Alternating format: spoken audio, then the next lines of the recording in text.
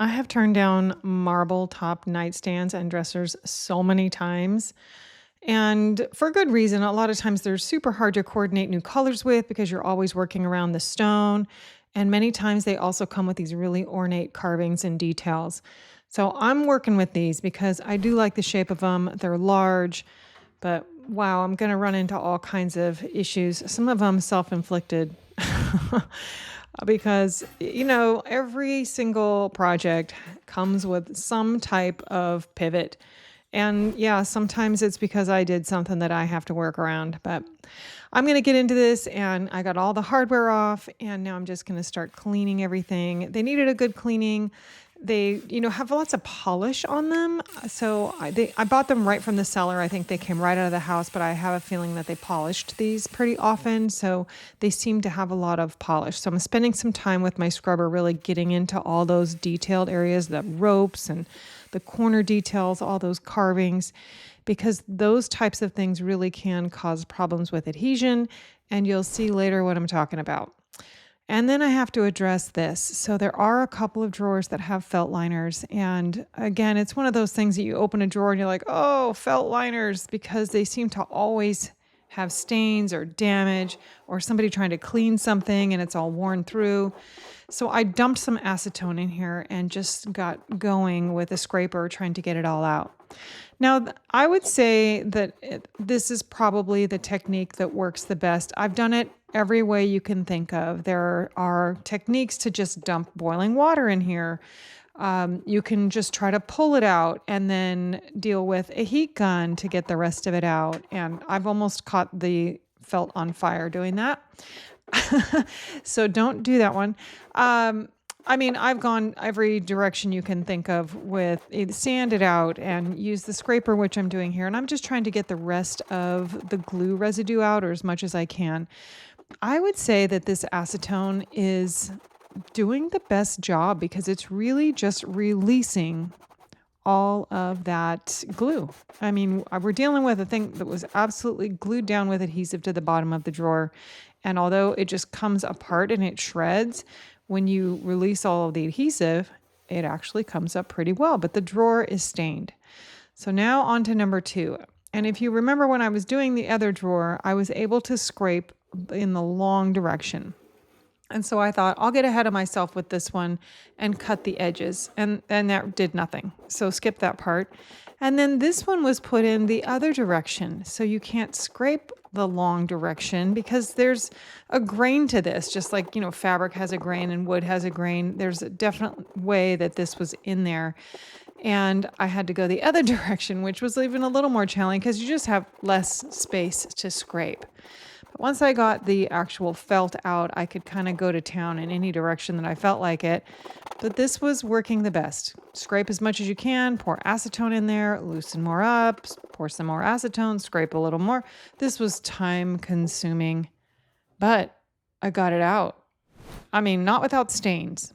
Okay, having to deal with the stone, I'm kind of limited on colors, and I have a black, I have a matte black, and then I could also work with the white that's in that. But I think I'm going to go ahead and see if I can just make this bold black. So it is one of my favorite colors anyhow. I got the drawers out and I'm numbering them. And this is nightstand B. So all of the drawers are going to have 1, 2, and 3B. And then I put a B inside the nightstand so I know what's what. Because these drawers are going to go all stacked and in different orders and whatever. And by the time you get done, they're all completely out of order. And it's best to put them back where they came from. And I've got a few of these guides that are loose. And this is my fantastic camera work. I don't know what my cameraman was doing, but it was focusing on my shoulder. And make sure when you take things apart that you keep a lot of the screws, because you just never know where you're going to need it. The screw that was in there was no longer holding because it was just too short. So I'm in my little box of tricks here, and I find a screw that's long enough that will keep that stable. Now I'm going to start scuff sanding, and these have lots of details, lots of rounded areas, so carved areas. I have the pad on this sander, and I'm going to use it the whole time. There's just really not enough flat areas on here that I felt that the orbital would be worthwhile, so I'm going to go ahead and just use this pad the whole time, and this sander sure is a lifesaver when you're doing things that have tons of details. These carved areas would normally just be by hand, and it also did a great job with the rope areas and, of course, the rounded corners and all of the edges. It just really saves me a lot of time. So it is an investment. I know I talk about my Surf Prep sander all the time. It is an investment in a business. If you're going to do this for more than just a here and there kind of thing, it really is worthwhile. I do have a discount code if that's helpful for you. Okay, I got all the scuff sanding done. And although I did a few mock-ups of new hardware because I didn't like the old hardware, and I've got some ideas, but I'm not quite sure exactly what I'm going to go ahead and do, whether it's knobs or a new pull. So I'm just going to fill in the hardware holes and then figure out exactly the placement and what else I'm going to be putting in there. And I'll drill new ones before I get started with all of my priming and everything. That's typically my order. I try to do the drilling before I get anything put on there because I have forgotten it, done the final finish, then drilled the holes and messed something up and have to do a lot of painting again. But I'm doing something different this time. So in real time here, you're watching me do something different. Now, Bondo, when I put it on there, I typically build it up and I leave kind of a little mound on top and I sand that down smooth, and then I go in with my glazing and spot putty. Well, this time I thought, why do I go through that whole process of making it flat with the sander only to come back and do the glazing and spot putty? Why not just make it flat to start with? So I went ahead and wiped it clean, and then I used some acetone to clean up any residue, and now I'm just going right over the top of it with the glazing and spot putty and without sanding in between. And I'm thinking this might be how I do it from now on, but I didn't get a chance to finish it because I discovered that the hardware that I really want to use actually had the exact same hole spacing. And I'll tell you, that never happens. So I didn't even consider it, but I hadn't even thought about what hardware I was going to actually put on there. And then I found that I had these. And this prompted an entire project of reorganizing all of my hardware because I had completely forgotten I bought those during Black Friday, but they're perfect for these. And I'm going to do it. And I had to sit and take all of that off and drill all the holes again. You know, sometimes you just have to sit back and laugh at yourself because I spent all that time filling everything in only to drill them all back out. But now here we are. So I'm done with that part. I'm just going to keep scuff sanding. And yes, had I just figured out the hardware situation ahead of time, I would have saved myself a lot of work, but that's just not how that worked. Okay, I got all the drawers scuff sanded, and now I'm going to line them. I don't have any choice in this matter, although the wood looks great. They're stained. And usually when a couple drawers are stained, I'm just going to do them all. So here's the second fail, in that I don't have enough paper to do everything. So I'm going to just line a couple drawers for now. And I placed an order. I didn't realize I was lining drawers because I thought these were all in good shape, but I quickly realized I don't have enough and I do have to line all the drawers. So I just placed another quick order and it'll be here in a couple of days and I'll get that done. So for now, I'm going to go ahead and just line a few drawers and I'll do the others once the new paper arrives, and it'll probably be after I'm already finished with everything, but that's fine. I'll just wait for my order to get here. It happens quite often that you're waiting for that one pull or that one knob because you had almost enough and then you had to order more. Just the way that this goes, you never quite have enough on hand. But I usually cut all of my drawer liners to the exact size so I can just lay them in the drawer. And this one I missed by about an eighth of an inch, but looking great after I just trimmed that little piece off. I really love this paper for what I feel like these are going to look like in the end. I love this. And sometimes I line the drawers at the very end, but the types of drawer guides have that plastic tension on the end where you have to pull this out very hard. And the more times you go over that back and forth, sometimes they break. So I'm just trying to cut down the amount of times I have to take the drawers in and out and in and out. So I went ahead and lined the drawers that I could. So those drawers, I may not have to continue taking in and out many more times. So as I mentioned, these kind of have I don't know what you'd call it, either tension or friction, but they have a larger plastic area at the end of the guide and then one that's the receiver at the bottom of the drawer. And you have to get over that. So I always have to pound them in a little bit. And then when you go to take them out, you got to pull real hard to get it over that. And once it's in, they slide just nicely, back and forth. It's just getting over that plastic part every single time. And that's why I just try to cut down on the amount of times I take the drawers in and out. So I'm just getting everything all cleaned up, get these reassembled because we're moving on to the next step. I just look at these hardware holes and laugh because they went through a lot for nothing. But I always put a long screw in at least one of the holes so I can open those drawers again without damaging any of my new finish. And now I'm just taping everything off. These particular drawers sit on the outside of the cabinet, and it's going to be very helpful with just a little bit of tape there so that I can have the drawers pulled out just a little, and that way I can spray behind them. I've done this multiple ways, and I'm finding this to be the most efficient. I used to just pull the drawers out in between coats and touch all of that up, but now I'm finding that if I just do this and pull them out a little while I'm spraying, it alleviates that extra step. And I like to have, the entire finish to be sprayed, so I think this is working the best, and I'm enjoying doing that. Now I need to protect these tops. It's kind of like had I stained them or something, I'd be doing the same process. So I'm kind of liking that they're stone. They're so easy to deal with. And, I'm not having to refinish it. And I'm just having to work with the colors. But I think in this particular instance, it's going to work out. So I'm just using some plastic that has tape on one side of it. So I cut it to size, and then I'm just taping the ends so nothing gets in there. Although if something does get on the stone, it's pretty simple because you just use some acetone or even rubbing alcohol to get any overspray off of the stone. It's actually pretty easy, but I want to avoid that anyway, and I'll just put a little plastic on there and protect it. Using the plastic that already has the tape on it really saves a lot of time too. All right, I set up my spray tent in the garage, and here we go. Now, these are large, so I'm going to be doing some maneuvering around in this spray tent. This is the large size spray tent, and it does pretty well with even a 6-foot dresser, but these are big. So I'm going to be turning them and moving them and everything, but it's time for a nice coat of primer. These didn't necessarily have to go through a lot, but they just have a lot going on, so I want to make sure I get a good coat of primer. And even though I am going to be using the Bold Black from the Evolution line at Farmhouse, which is an all-in-one, fantastic all-in-one paint, I don't skip this primer step, even though I don't necessarily have to do it, because I feel, I feel like a primer just is really advantageous to adhesion, but it's this coat that I love to sand. And when you sand in between coats, and especially after the primer coat, you're just setting up your finish to be nice and smooth.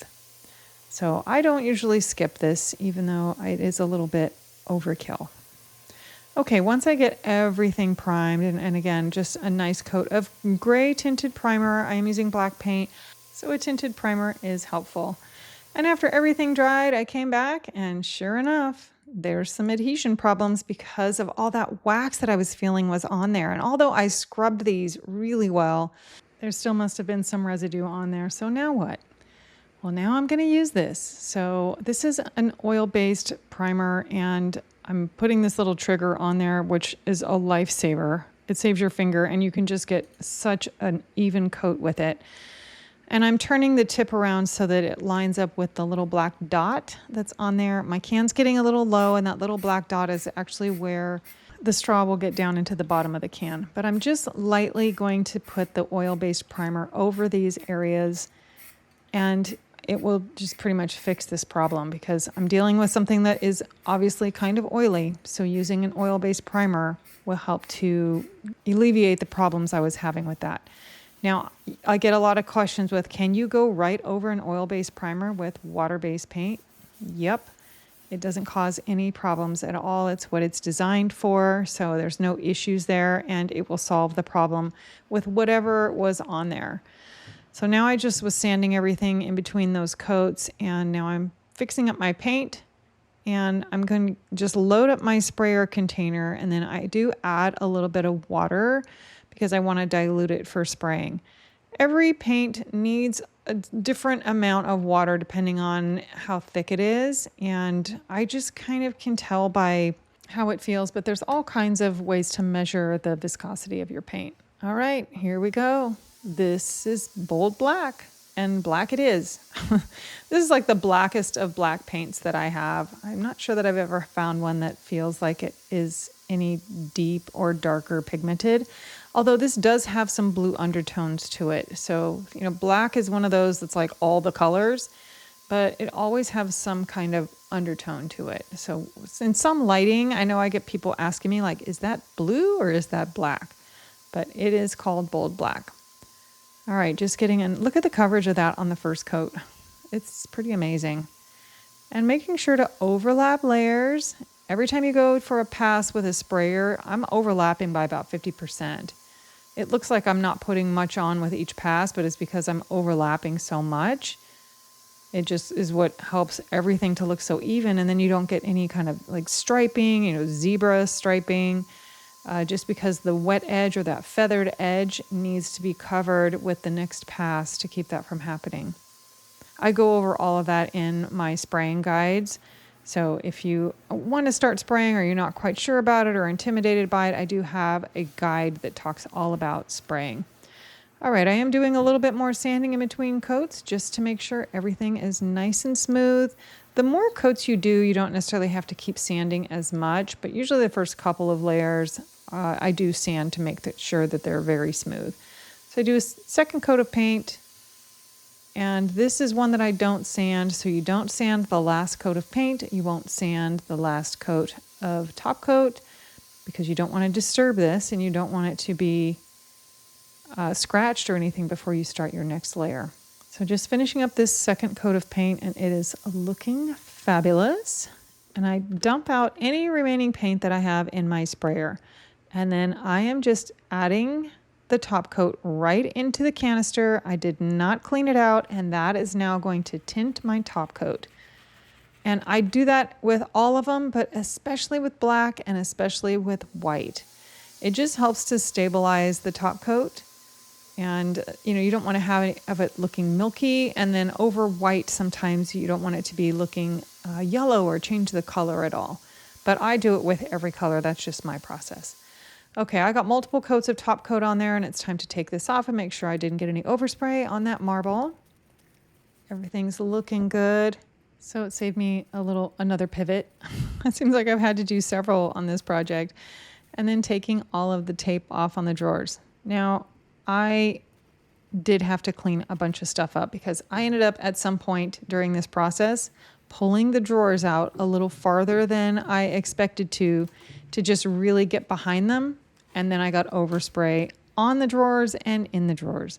So I just have a little acetone on a paper towel and was cleaning all that off. All right, it's time to take all of these drawers out again. I'm not going to put them back in until I get the drawer liners, but what I'm going to do is touch up these edges. Sometimes this reveal you can see when the drawers get pulled out. So if somebody opens a drawer, you don't want them to see the side of the cabinet looking kind of messy or having overspray on it. So I just took everything out and I'll clean all this up. And of course, under the drawer too, probably the person would never see that ever, but I get it all tidied up. Okay, my Amazon order came in. So while I have those drawers out, I can get them nice and lined up so I don't have to keep taking them in and out. So same paper arrived and I'm super happy with it. So I'm going to go ahead and put that in there. And sometimes I get my measurements right on and other times not so much. You wonder what was I measuring when I have like 2 inches to trim. So it's another lesson in the measure twice and cut once theory. And that would be great, but it just wasn't happening for me today. But I got all of the drawers lined, and I do love this paper. I love how it looks with everything and how it's all coming together. And now I'm going to go ahead and put that hardware on that caused all the problems to start with. But it was worth it because when you see what this hardware looks like with the details of these nightstands, it was perfect. So let's take a look back at where we were and where this whole thing started. And, they weren't horrible, but they were just 1990s to me. And here they are now. I think such an upgrade, and keeping the placement of that hardware was definitely worth it because those pulls matching the rope details around the edge was just everything to me. Absolutely love these. I hope you like them as much as I do. And if you ever think about getting into furniture refinishing or want to learn how to go through the process of painting with a sprayer, I have all kinds of guides on my website that will walk you through the entire process. Please be sure to hit that subscribe button and follow for more. And as always, thank you so much for watching. I appreciate you.